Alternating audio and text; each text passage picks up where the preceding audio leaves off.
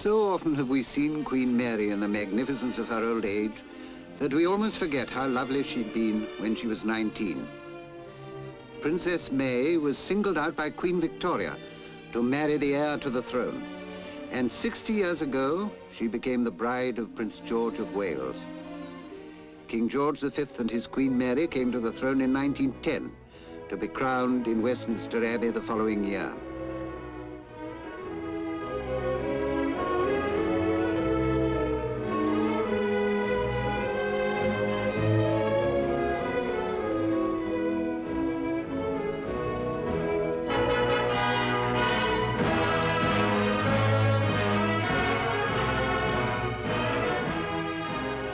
Every reign brings a new age, a way of living that is often a reflection of the life of the reigning sovereign.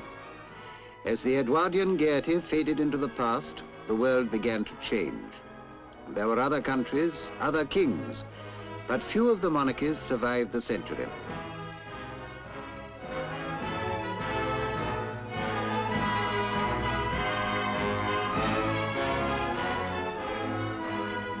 Now, Queen Mary had to step into all the limelight of public life. By nature, she was shy and reserved, but from the beginning, she'd been taught to put duty first. Into a colorful age, she brought a personality and a character of her own. The world about her was to change, but Queen Mary was to remain forever Queen Mary, magnificent in person, dutiful to the point of sacrifice.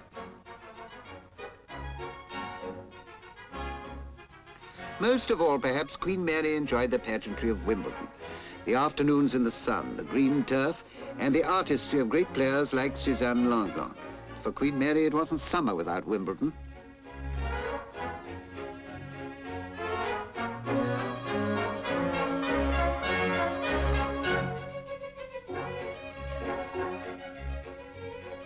Queen Mary went among her people and began that arduous round of visits and engagements and encouragement of good causes to which she devoted much of her life. She set herself a program that left her royal household exhausted.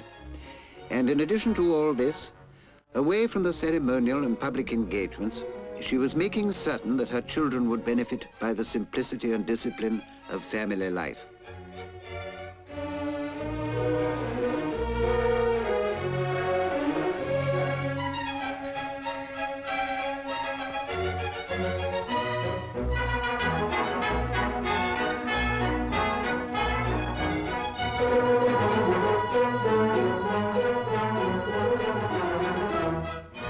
In the midst of war and distress, the King and Queen went firmly about their duties, and they left behind people confident and calmed. In a woman's century, Queen Mary did much during the Great War to open new worlds to women.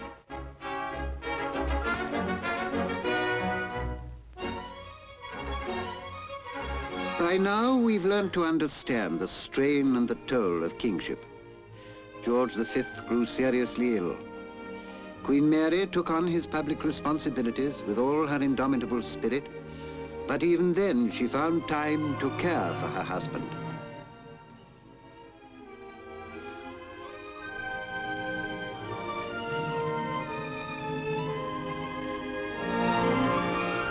It is said that when one of the doctors was asked who had saved King George's life, he answered, "The Queen."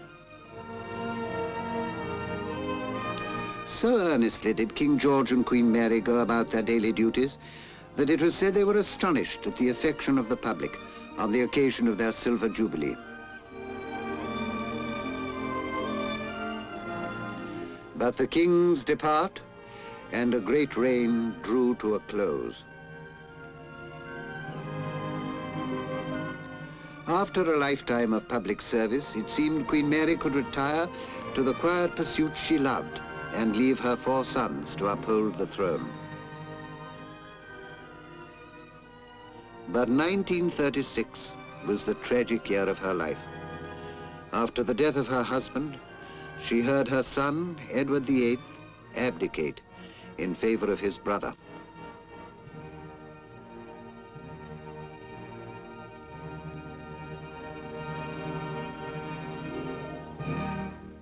There had been 5 sons in the royal family, but Prince John died when he was 14. Her son David, the firstborn, was her favourite, they said, the young prince who had been given to Wales at Caernarfon Castle. In later years, he was to make many faithful and affectionate visits to his mother.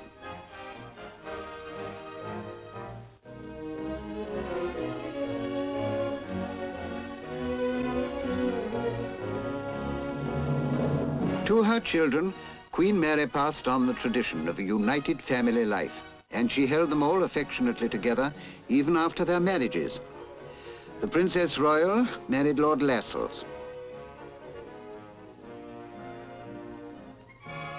Then the happy marriage between Prince George, the Duke of Kent, and the lovely Princess Marina. When the Duke of Kent lost his life on active service during the war, the Duchess and her children were taken to the heart of Queen Mary. There was a Scottish bride for the Duke of Gloucester.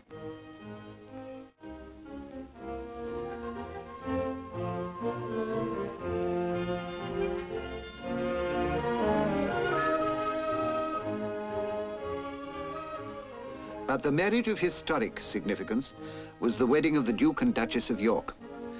On the throne of our country, they were to develop still further Queen Mary's inspiration of a Commonwealth family united by a royal family.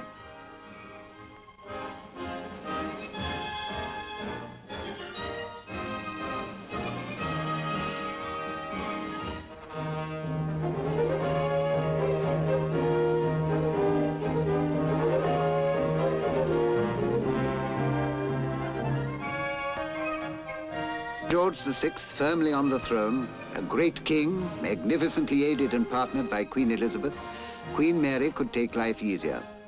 She devoted much of her time to the younger generation, especially to Princess Elizabeth, who would one day be queen. To be a queen, there is much to be learned, and who better as teacher than a great queen and a fond grandmother?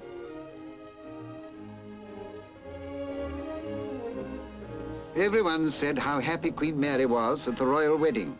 The young queen-to-be had found a worthy consort. The future of the kingdom was in good hands. Queen Mary's daughter, too, had found new joyfulness in family life.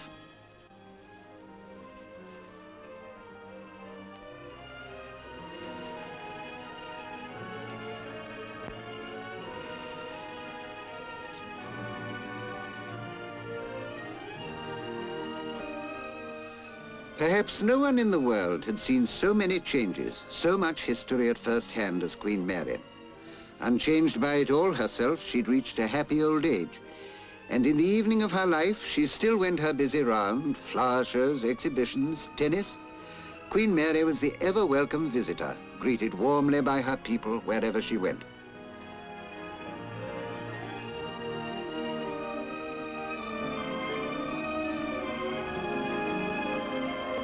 And from Queen Mary, the royal tradition has been handed down, generation to generation.